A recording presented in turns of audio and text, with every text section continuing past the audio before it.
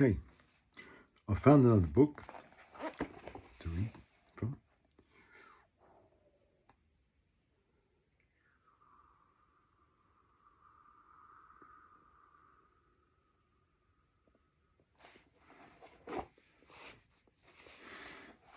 Opened randomly, and then I went back a couple of pages to the start of the chapter. This is chapter 12. It's entitled Isambard at Bay. The shareholders' meeting of 30th of August 1838 was packed to hear the attack on the broad gauge and Isambard's defence of it. He set out to disarm the critics by agreeing with them. He admitted that his track had been a disappointment, but pointed out that the worst lengths were those laid while he was an invalid in Canby Island.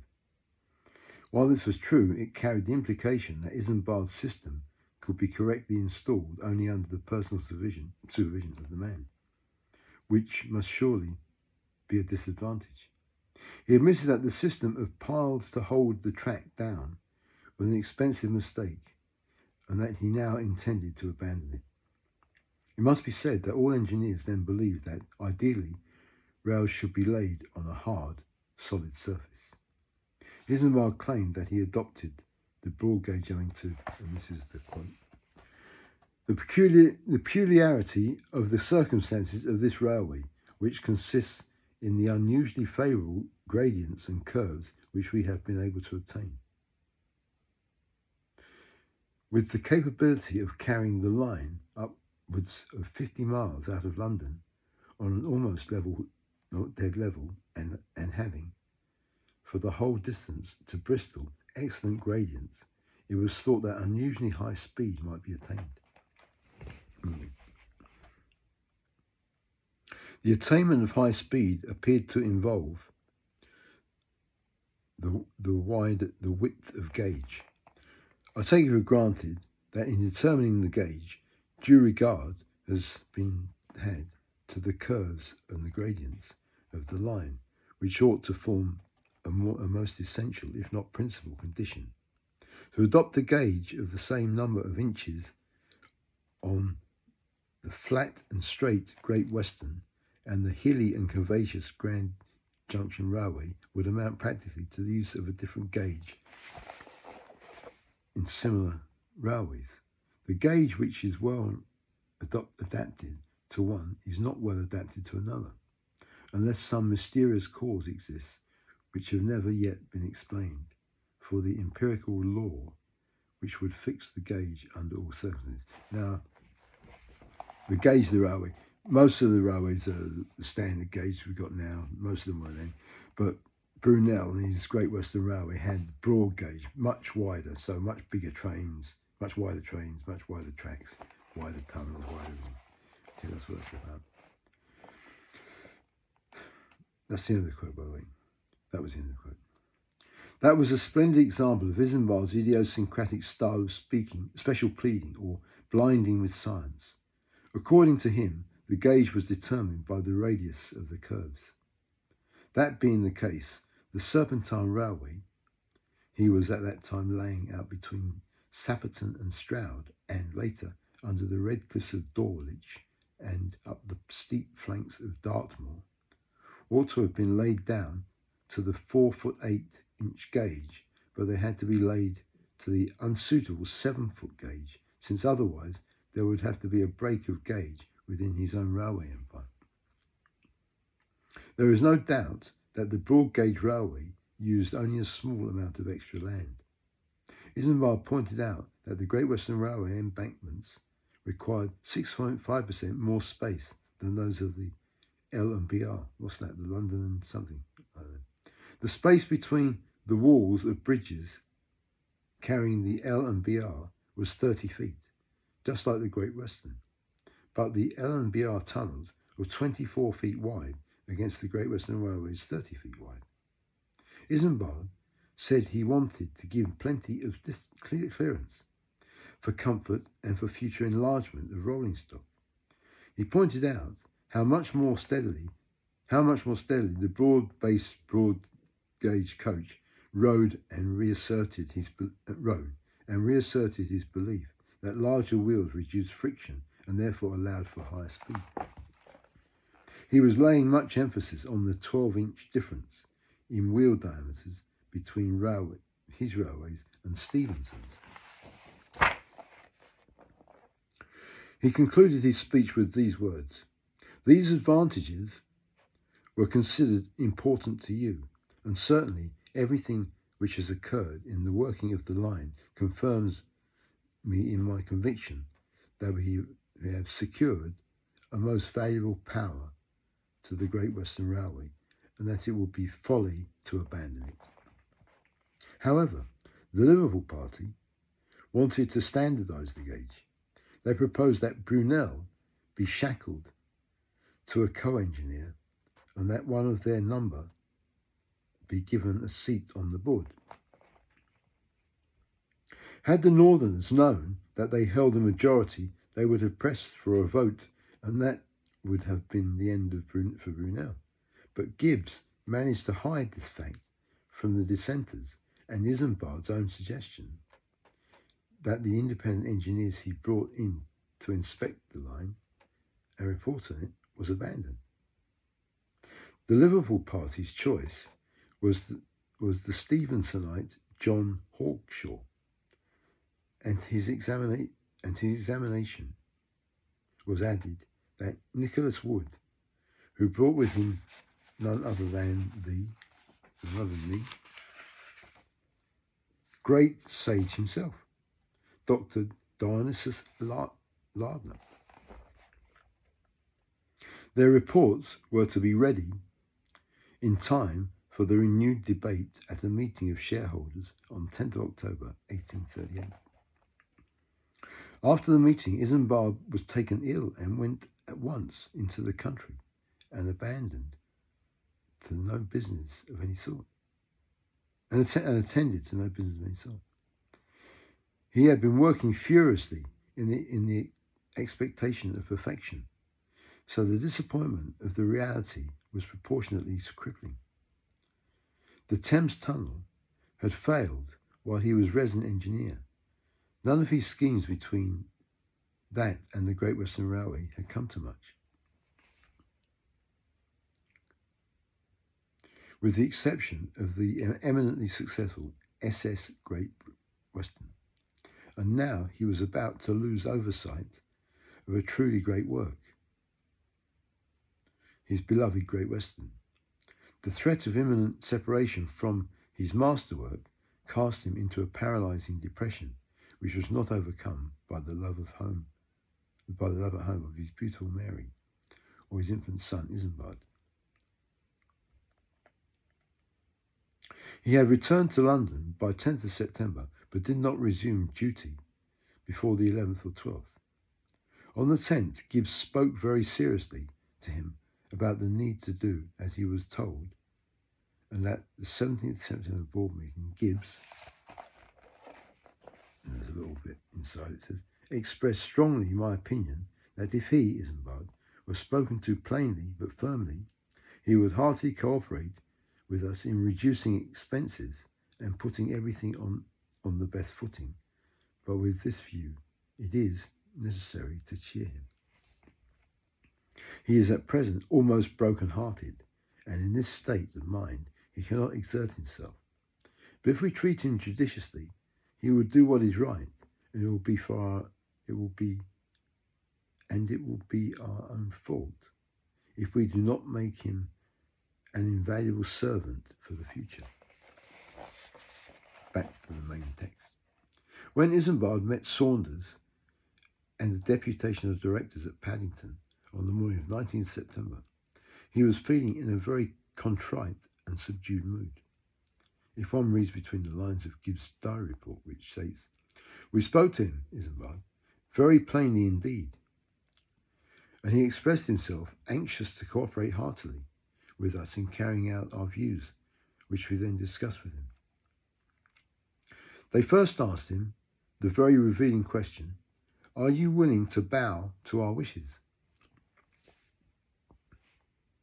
And then told him what those wishes were. One significant item was that, in future, no construction was to be made without a proper plan of its first being shown to the directors for their approval. Isambard had previously set himself above the directors, and now he had his wings clipped. It must have been an unpleasant experience for him. Neither could he have enjoyed the sight of Dr. Lardner dashing about his railway on the North Star, carrying out ill-considered experiments with the sole object of having Isambard removed from his post as chief engineer.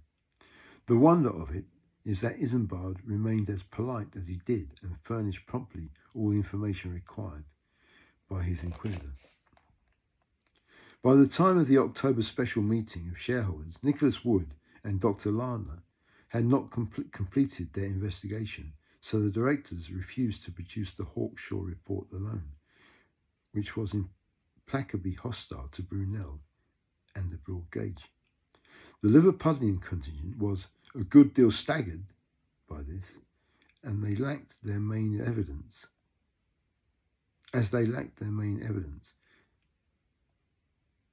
Had only a weak defence against Isambard's persuasive, if somewhat peculiar arguments.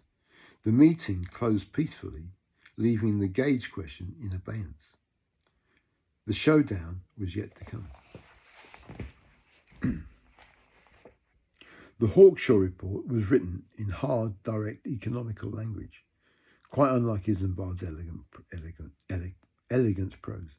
Hawkshaw advised an immediate change to the standard gauge in order to save £30,000 over the whole line.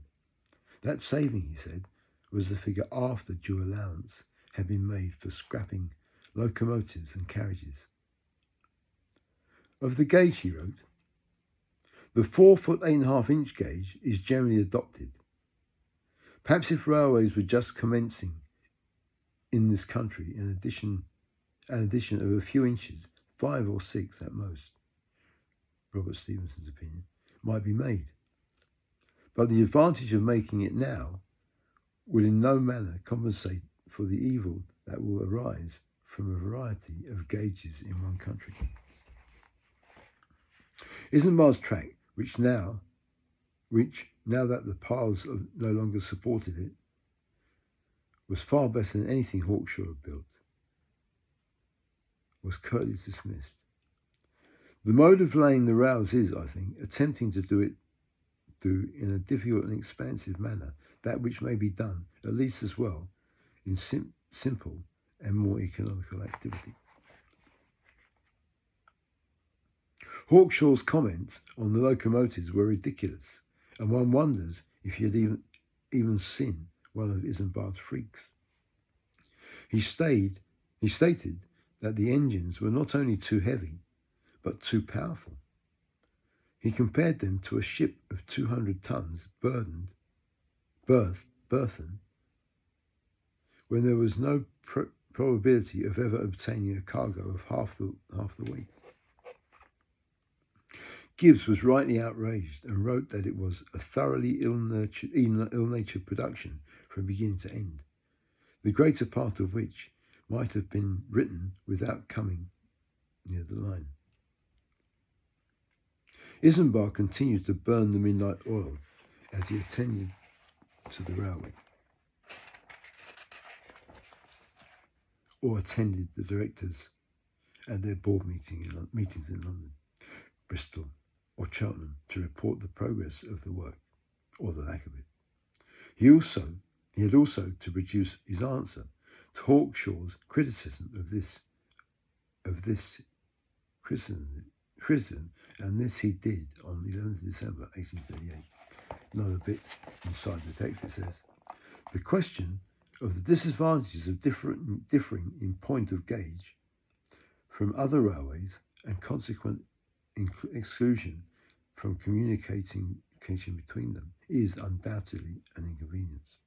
The Great Western, however, broke ground in an entirely new district in which railways were unknown.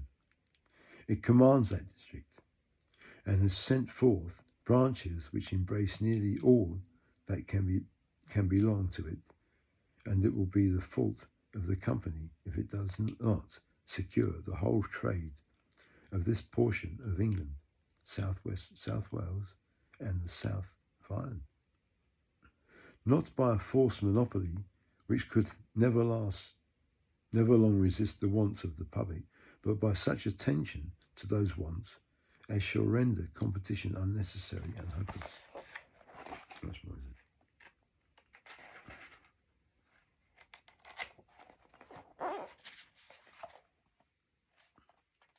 There seems to be here again that strange Brunelian mixture of godlike condescension and self-deception. Isambard proposed that the Great Western Railway and ipso facto Isambard will be able to build all the railways required by the people of the West Country and Wales. That the population would wait while all necessary lines were built, and those that were not built would not be required. He was forced into making these patently absurd assertions by his defence of the indefensible. In the same report, in justifying the breaks of gauge his system will bring about, he wrote, "Railway carriages and wagons must belong to a particular line on which they run, except in such cases as the Grand Junction and the London and Birmingham Railway, which form, in fact, one line. It will never pay to trust them in the hands of others."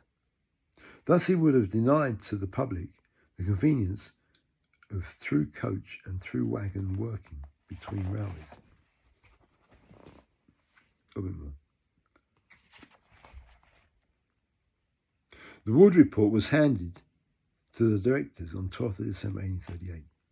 It was couched in inconclusive language. For example, Wood could see no harm in making a broad gauge railway between Bristol and London, because this main trunk was completing itself between two sides of the island.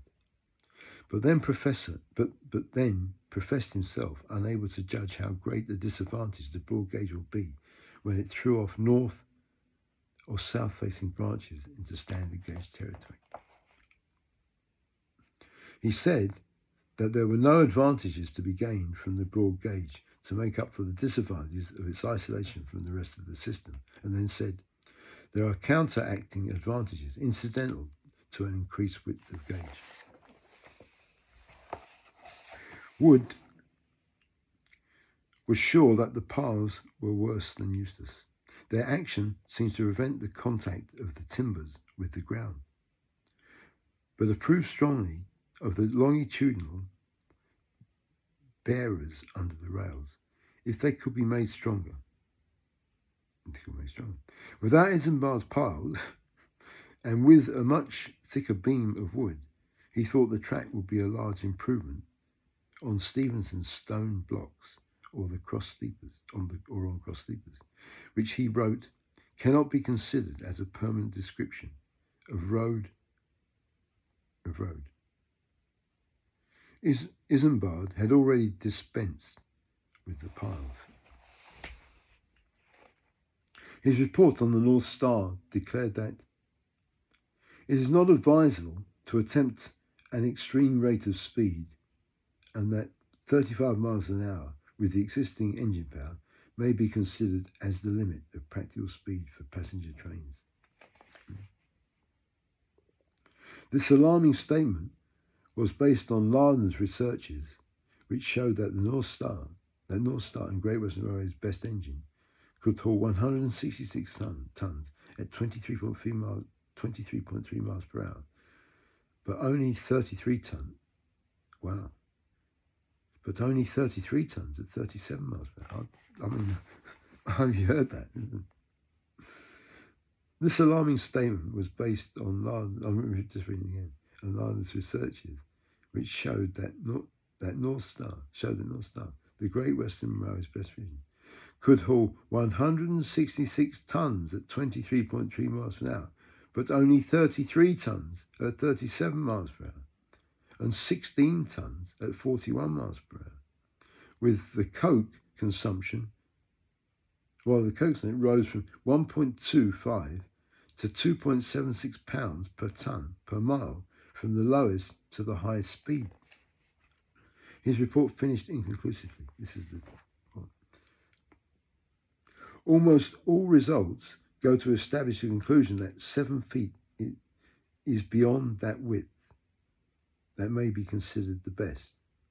But these investigations are far from conclusive in the present state of our knowledge as to what width is the most advisable to adopt.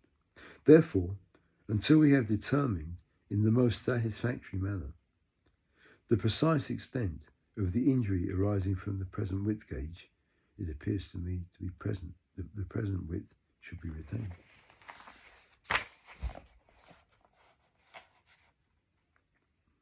The Wood report was read at a board meeting on 14th of December and caused consternation. The pro-Brunel faction saw small comfort in it, while the anti-Brunel faction thought that it showed that they were right, especially as the Hawkshaw report was so adamantly against the broad gauge. On that same day, Dr. Squires had written to the board suggesting that Joseph Locke, engineer of the London and Southampton Railway and staunch supporter of the standard gauge, be taken on as co-engineer with Brunel. Even Gibbs and Saunders, exhausted by the incessant wrangling, were agreed that for the sake of peace, and if the leading principles of the railway could first be settled, to bring back Locke would be a good idea. Only Charles Russell, later to be chairman of the Great Western, was staunchly in favour of Brunel. Isambard's future career was hanging in the balance. One of the directors, George Unwin Sims, visited him at home in Duke Street on 13th and told him that a co-engineer would have to be appointed.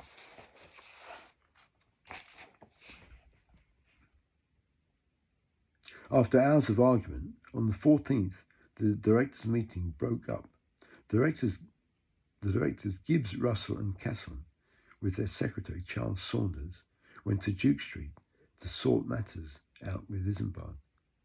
He was worrying and wondering about the future, with Ben Hawes giving him moral support as usual. Isambard could not compromise, he never did. He was going to have it his way or not at all. He kept a calm face to cover his anxiety and set out to gamble his future on one last great fight. The deputation told him that the Bristol Committee were unanimously in favour of attaching to him a co-engineer and to admitting one or two Liverpudlians to the board of directors, and that most of the London Committee agreed with this. They were dissatisfied with the performance of the railway and the rapidly rising cost of construction. It appeared that the line would double Isambard's original estimate. They were also very much alarmed at the poor showing of the much faulted broad gauge engines. Gibbs wrote in his diary that night that Isambard spoke in a very modest way, but in my view, Gibbs was mistaking a quietly spoken voice for modesty. Isambard was no modest. He was always certain he was right. According to Gibbs' account, Isambard said that the evidence which is accumulating against me appears too great to be resisted without injury to the company, and therefore I am prepared to give way. I have no objection to it being said that I have been defeated, for I feel confident of the correctness of my views, and I am sure I will have opportunities of proving it. A bit more. I'm near the end of the chapter. 24 minutes. He was quietly defiant and said that they could have his resignation whenever they wanted it, but he would not work with any other engineer. Isambard's confidence was worthy of an accomplished player of poker. His gamble paid off. The directors were thrown into new fits of indecision, and divided loyalties. They were given furiously to think and went with their various ways to do just that.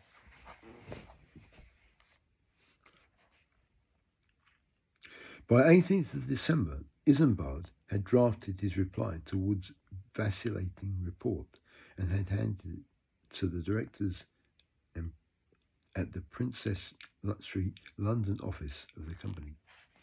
Dr. Lardner had attributed the poor performance of the broad gauge North Star to its wide frontal area. This was ludicrous, and Isambard told the directors that he was perfectly convinced that a great fallacy pervades it, as may be shown and proved by experiment. He gave hope for proving Wood and Lardner wrong and rallied back to his side Gibson of the Bristol directors, C.P. Fripp, with Russell and Saunders. He then had five boardroom allies to argue his case.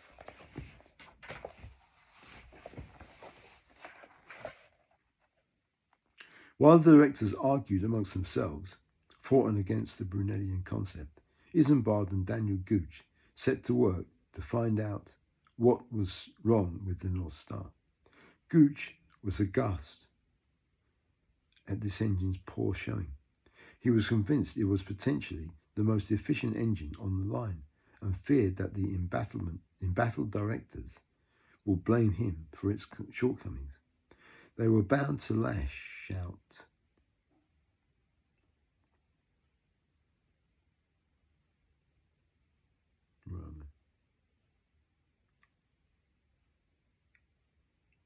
At someone. And indeed they did. On 28 December, Gibbs wrote to the total unfitness of Gooch for his situation. Gooch and Brunel took the North Star for a run and at once achieved better performances than Dr. Lardner, simply by better driving and firing techniques. After the first run, Gooch examined the blast pipe, that which discharges exhaust steam from the cylinders of the chimney, and discovered that not only was it 2 5/6 inch diameter instead of the designed 3 1/4 inch, but that it was not discharging centrally up the chimney. The narrow pipe restricted the discharge and thus allowed a back pressure to build up in the cylinders, while the eccentric sitting of the pipe in the chimney did not produce a sufficiently strong blast on the fire to make it burn properly. Last paragraph coming up. Gooch and Isambard worked throughout December and even on Christmas Day to rectify the faults, and on 29th of December they invited George Gibbs to come with them on the footpath from Paddington to Maidenhead. On the footplate from Paddington to Maidenhead. With a load of 43 tons, they averaged 38 miles per hour, start to stop, with a coke consumption of 0.95 pounds per ton per mile. They were all delighted and excited. The news was given to the board, but otherwise was kept a secret, intending, as Gooch wrote, to spring it as a mine against our opponents. That was pretty good. What's that?